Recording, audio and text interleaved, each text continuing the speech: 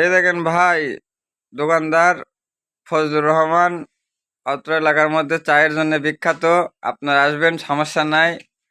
মারিয়া Suman sir ভাটার মোড়, ওই জায়গাতে দোকান। আসলেই দেখা পাবেন ফজলু ভাই।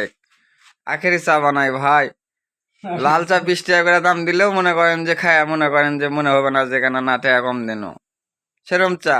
আবার সিঙ্গারা বানাচ্ছে দেখেন, বিভিন্ন রেসিপি বানাবারে কারিগর মানুষ, বহুত দিন আগের থেকে দোকানটা করে।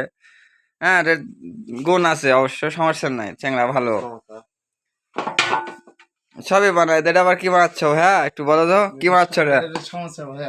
সমোসা বানাচ্ছে, মিষ্টি সমোসা। এই দেখেন সব ধরনের বানাই পারে, সিঙ্গারা টিঙ্গারা সবই হয় এই দোকানে। পেঁয়াজি ক্যারাম খেলার ব্যবস্থা আছে, চা ভালো, আপনারা চলে আসবেন। এটা ভবানীগঞ্জ চাঁদপাড়ার পাশেই বড় মারিয়া সুমন চাচার ভাটা, এক কথায় চলে আসবেন ভাইয়া, সমস্যা নাই।